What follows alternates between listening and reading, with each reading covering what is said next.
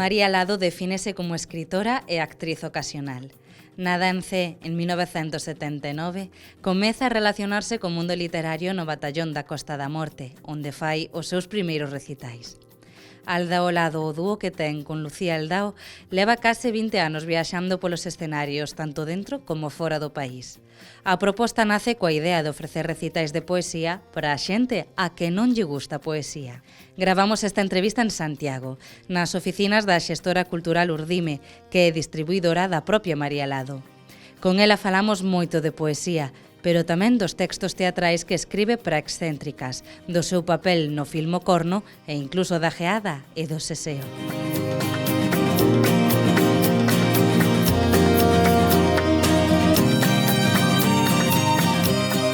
Pois eu comecei como poeta cando tiña 16 ou 17 anos, que estaba no instituto en Cee, e por casualidades da vida paraba a tomar café nun jarito que había daquela que se chamaba Macondo, que levaba Modesto Fraga. Entón, ali no Macondo comenzaban a quedar e facían reunións, algún recital e eso, xente do Batallón Literario da Costa da Morte. Entón, eu e Suso Bamonde comezamos a parar por ali e interesounos aquelo e comezamos a participar das actividades do batallón. En realidade era máis un xogo que outra cousa, pero como moi pronto comezamos a facer recitais, porque o batallón era moi activo, aqueles eran os comenzos do batallón. Entonces, tanto Suso como eu comezamos a formar parte daquele núcleo duro, digamos, do batallón, que era a xente que iba a todos os recitais.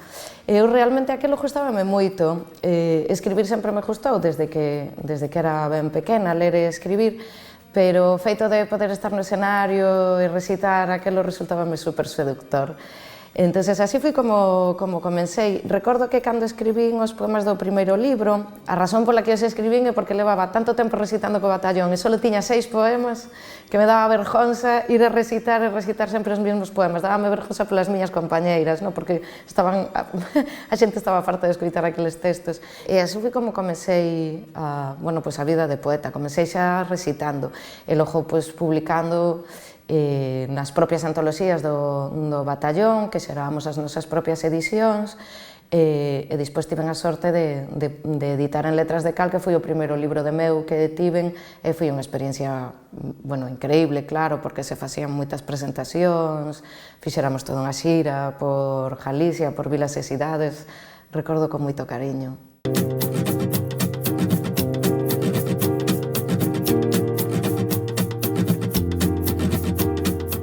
Eu vivo de poeta, sempre digo, vivo de escritora. É difícil, claro, porque no caso da poesía é moi difícil vivir dos dereitos. No caso da novela, pois igual é un pouco máis fácil, eu non son unha persoa que viva dos dereitos, sí que é certo que vivo do directo, tanto dos meus recitais individuais, como dos recitais que facemos ao lado. Esa é a nosa actividade principal. E logo dunha serie de accións ou de ocupacións que leva aparellado facer vida de escritora, non? Como dar obradoiros ou, no meu caso, non presentarse a premios, pero hai xente que sí tamén, presentarse a premios, eso non é un soldo fixo, pero hai xente que ten habilidade para ganalos, eu non son desas, pero sí que vivo de escribir textos por encarga, escribo para teatro, escribo guión, escribo casi calquera cousa, non? E ademais disfruto moito de escribir por encarga, ou escribir por diñeiro, que ás veces gustame dicilo así, é unha das cousas que máis me molan, porque ao final estánche pagando polo que ti queres facer. Collín un pouco esa inseguridade, digamos, esa inseguridade laboral de a ver se che salen proxectos ou xerar os teus propios proxectos. Tamén creo que no momento no que estamos nin siquiera ter un chollo nunha oficina ou nunha gran empresa é ningunha seguridade laboral, entonces xa postos a inseguridade máis absoluta, polo menos vivir de algo que me enche, que me fai feliz e que é o meu traballo e a miña carreira, digamos, ao mesmo tempo.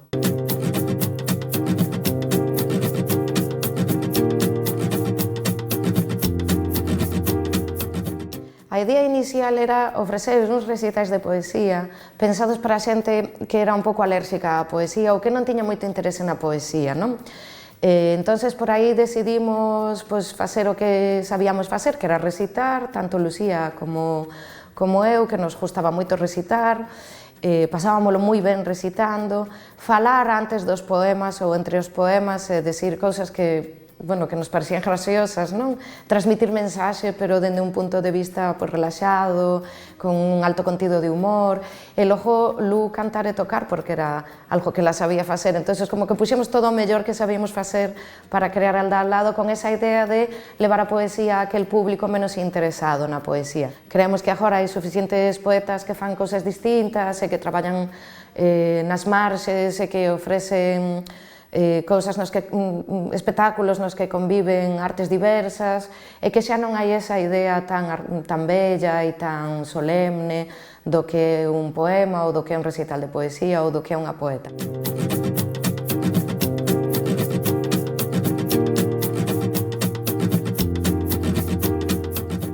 Hai uns anos comezamos a facer unha parte do espectáculo, un pequeno xogo co público, que era darlles un número de teléfono para que manden unha mensaxe contando algunha intimidade, non? Normalmente cousas que fago por amor ou cousas que fago cando ninguén me ve. Entón aí a xente regalanos confesións do máis maravilloso, tan maravillosas que cando nos decidimos a facer o libro de Alda ao lado, que era unha especie de antoloxía, pero non só de antoloxía de textos poéticos, sino tamén letras, anécdotas que nos pasaron, unha pequena parte escrita como unha narración na que as dúas vamos contando cousas. Decidimos incluir no libro os mellores testimonios do público, porque a verdade temos un público super creativo que en canto lle das así a oportunidade de que se expresen e conten as súas miserias, parece que están esperando para contar as súas miserias e entón salen cousas moi divertidas.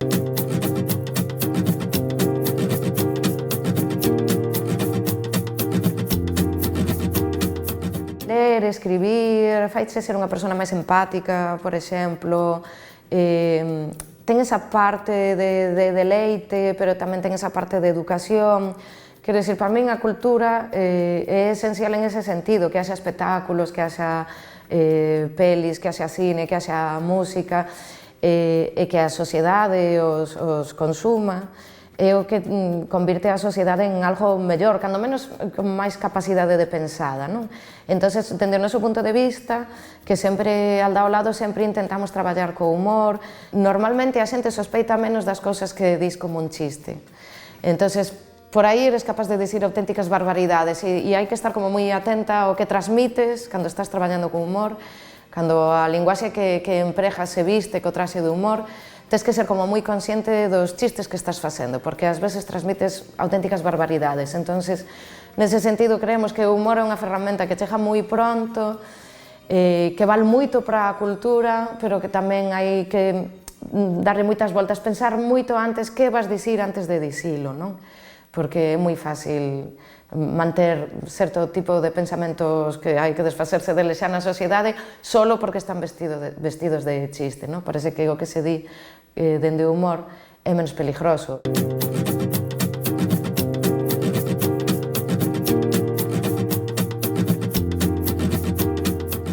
Ben, eu creo que a cultura galega en diversos campos, como por exemplo no cine, ou na literatura, ou na música, sí que está vivindo un bon momento, pero non é un bon momento que veña da nada, quero dicir, é un proceso histórico. A cultura galega creada en galego, dende o galego, sempre fui forte, sempre fui moi activa, sempre tivo moitas propostas, por exemplo, no eido da poesía sempre houve moitas poetas, ademais moitas poetas mulleres. Agora tal vez estamos nun momento no que hai unha proxección maior fora, ou cando menos fora hai como máis respeto por aquelas cousas que non están feitas na lingua maioritaria, que non están feitas en castelán. Empeza a haber así como un cambio de chip no Estado español de que podemos poñer na radio cancións en galego e cancións en catalán e ninguén morre en Extremadura, sabes? Porque escoitar unha canción en catalán na radio. Eu creo que iso é o que pasa fora, hai bastante respeto polo que facemos, vémolo, por exemplo, nos premios nacionais ou no recoñecemento do cine galego fora. Dentro, creo que seguimos cargando con ese desencanto de tantos anos de invisibilidade, que ao final acaban facendo mella na autoestima, claro, porque levas, pois non sei, desde hai 30 anos facendo cousas, nunca se recoñecen máis aló das nosas fronteiras, entón eso finalmente acaba che queimando.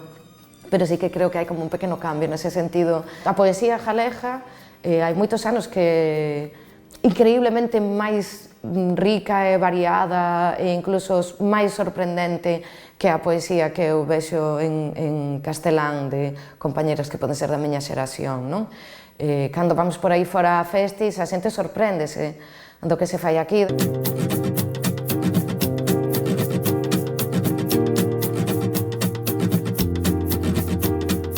Cando comecei a escribir en galego, cando comecei no batallón literario, e tamén porque eran as miñas profes de galego as que me animaban a escribir no Insti e iso. E chegou un momento no que comecei a recitar e decidín recitar con seseo con geada, porque é un trazo da miña zona, que me parecía que me identificaba, e que me daba moita mágoa que se perdese. Despois estendino un pouco a todas as comunicacións da miña vida como escritora, e incluso sendo estudiante da universidade, se me mandaban ler un texto, leía con seseo e con geada, porque dicía, bueno, Suasur nunca sospeitaría haberse traducido ao galego, que máis lle dá que o lean con seseo e con geada, non?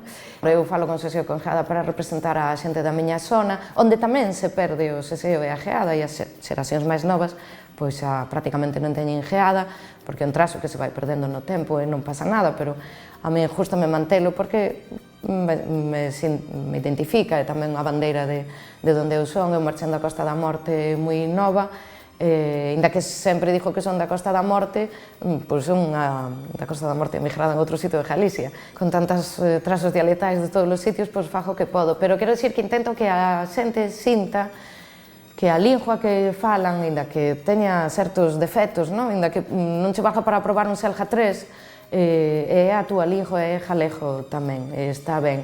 Se queremos que a lingua vai adiante, temos que darlle a xente que falou toda a vida que respetar a lingua que falan, sempre que a vontade de mellora, efectivamente, pero como en todas as cousas deste mundo, a xente que comeza a falalo, pois dicirlle, pois non pasa nada, tamén falas mal inglés e falas mal español e ninguén che ven aquí a comer a orella, está ben, o caso é falar.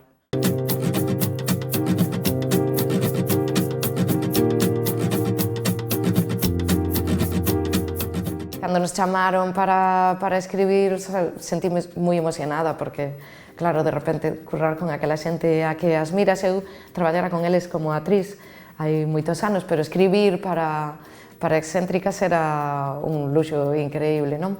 Pirolíticos, ademais, era todo un reto, porque era escribir un espectáculo dende unha óptica feminista para ser interpretado por dous señores. Entonces, e tamén dende un punto de vista moi humorístico, onde o humor era o esencial. E agora escribimos este espectáculo Monstros, que, como dixo, é para público familiar e fala un pouco da diferencia, de como aquilo que é distinto e que nos sorprende por diferente nos resulta temeroso e é que nos causa así un pouco de rexeitamento e tal. Tamén é un texto que traballa dende as marxes do humor, intentamos que non sexa un texto moralista e creo que o conseguimos porque é un texto para ir a pasalo ben, ten unha pequena pensada, propón certo tipo de reflexión, pero o importante é a aventura dos personaxes. Dende a folla, os personaxes falanche, entonces naquelas semanas ou meses que estás escribindo teatro, cada vez que abres a ordenata, porque escribo a ordenata, ou a libreta para tomar notas, sabes, entras en aquel mundo, que tamén é un pouco o que pasa cando escribes novela, pero no teatro a xente corre polo teu salón, os personaxes andan polo teu salón, falanche abertamente, é unha sensación increíble.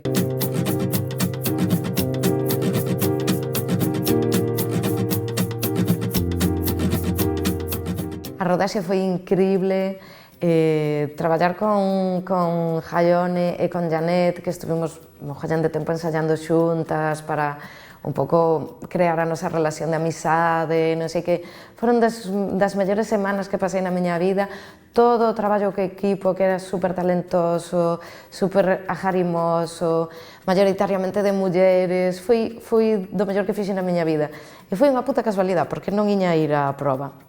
Recordo que me chamaron para que fora a facer a proba e eu dixo, non vou facer a proba, eu non son actriz, como chegarían a min? Sabes, desconfiaban, como chegarían a min? Den sacarían o meu teléfono? Eu, que carallo, vou ir facer a prova. Entón fun porque empezou a dicirme todo o mundo, deberías ir, quitarte ese rollo de enriba, faino como unha cousa de superación personal e tal, e dixen, veña, vai, pois vou forrar 70 euros de terapia e vou ir facer a prova. E paseina, que eu non o quería. Cando me chamaron, dixen, bueno, pois alá vos. Pasou xenial, se alguén me quere chamar, vou ao seguinte casting, superome a mí mesma. Pero sí que é certo que non fago vida de actriz, no sentido, se xente me pregunta, pois eu normalmente non dixo que son actriz, dixo que son escritora que xa bastante teño, claro. E a actriz ocasional é moi entregada, moi riquiña, pero realmente son escritora.